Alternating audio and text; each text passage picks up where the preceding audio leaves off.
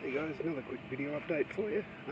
Currently in Lake Argyle, very beautiful here, and the lake is just huge, but I'll get onto that in a bit. So we're looking out over Lake Argyle over there, a little bit we can see, and the Infinity Pool behind us. I'm going to go for a swim in there a bit later on, but it's 6:30 at the moment, so it's not open just yet. So, last time I did an update was in Derby.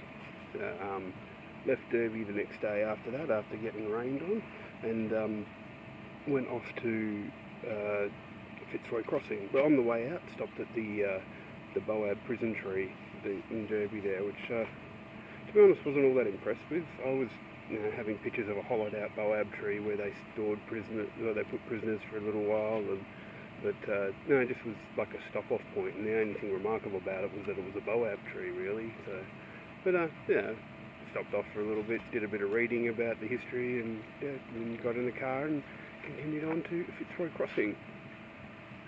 Stayed in this little caravan park, reasonably close to Geeky Gorge, or closer than the other caravan parks to Geeky Gorge, and got in about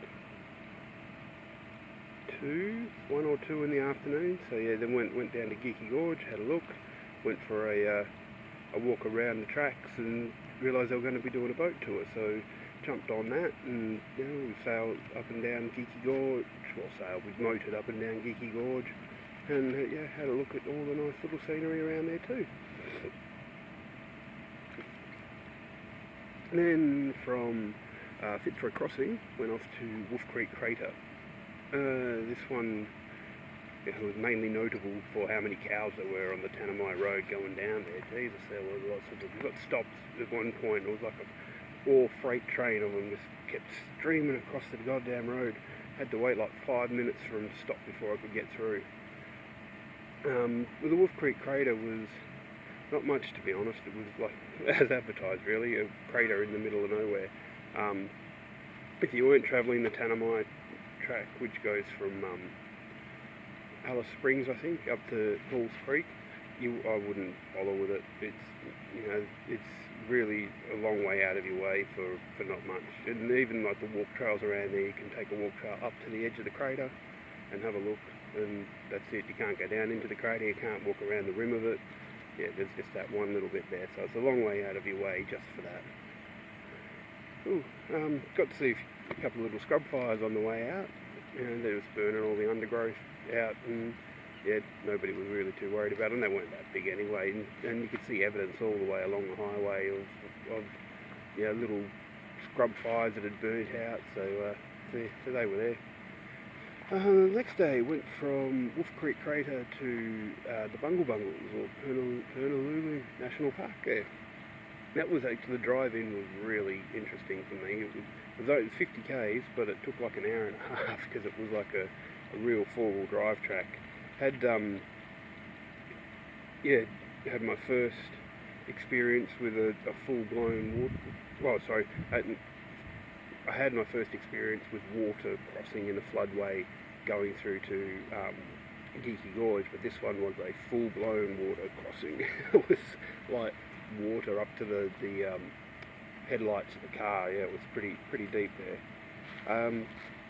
Got in there. Got into Bungle Bungles at about what time was it? Must have been about 2 in the afternoon. So by the time I'd set up, it was 3 o'clock, and the sun's starting to go down at about 5. It's starting to disappear over the hills around here. And that's because I'm close to Northern Territory, you know. In a few hours I'll be putting my watch forward. Was it an hour and a half, I think? So I'll have to get used to that time very shortly. So so once I got there, I was camping at the south end, and it's like 28 k's from the south campsite up to the northern one. And so I went and walked through Echidna Chasm, which was pretty awesome. Like, it just kept getting smaller and smaller until you just couldn't go any further. It was pretty cool. And had a look at Osmond Lookout as well, which had an awesome view of the valley up there, so that was cool. And then I tried to get round to the south side to try and knock that off pretty quickly too, but it was just getting too dark too quick, and the moon was bright enough that outside you could see what it was, but the supposedly 700-metre trail was, yeah, it started to get into the chasms of the bungles, and it was just too dark to see. So went back to the campsite and yeah, slept there the night. Then the next day, used my first jerry can. So yeah, wasn't too sure if I was going to make it out on fuels back to Halls Creek. No, that's right. It was, no, going past Halls Creek. It was about 100. The turn off to Bungles is 100 k's past Halls Creek, but I wasn't sure if I was going to make it to the next fuel stop, so I used the jerry can. And then drove. It was a fairly long driving day, and finally got to El Questro. So yeah, this part of the Gibb River Road, it's the only part I could really get on, to be honest. The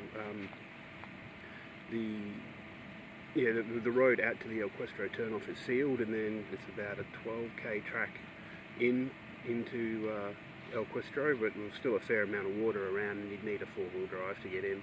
Probably if it was a bit drier, maybe give it a month or two, you could probably get in with a sedan or something, but yeah, at the moment, four-wheel drive. So that was pretty cool. Stayed the night there, and then next day got up nice and early for me anyway, 7 o'clock. I went to Zebedee Springs. So yeah, Zebedee Springs was really nice. It was like a natural hot spring, so it was like 30 degrees in the water. I sat there for like an hour and a half. I found this nice little area to sit in that, you know, was just big enough for me, and rock that you could lean back on and rest your head. Oh, it was heaven. Then from there I went to El Questro Gorge, and I only went halfway down this track because when you got to the halfway pool, I had a bit of a swim, and then to actually get further up you actually had to climb over rocks and shit. No, when I'm still in thongs, I'm not doing that. That's going to end badly if I do that. And then yeah, went back, had lunch, and after that, the day before, I'd booked into a four-wheel drive tour because I'd figured I'd been driving for pretty much 5 days straight. I wanted somebody else to do some driving so I could have a look out. So yeah, went to booked a four-wheel drive tour, and we did a river crossing, which my car definitely would not have gotten over. It would have gotten stuck and ruined it for everybody. And then on to Explosion Gorge, which was a good 40-minute trip out to Explosion Gorge across very rocky country. It was quite impressive driving by the driver, so thanks a lot, Glenn.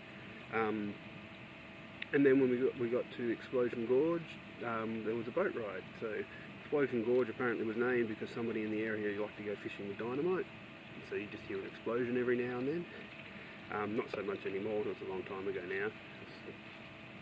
Yeah, just cruised up and down the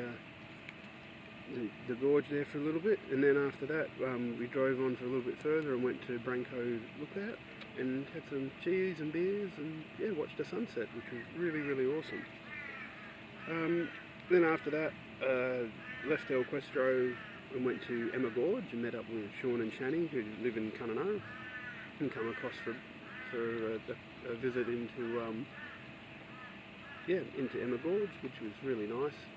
It was a bit of a hard trek, but when you got there, it was worth it. Just a nice place to go for a swim, a couple of falls. Water was pretty freezing though, so just got to watch out for that.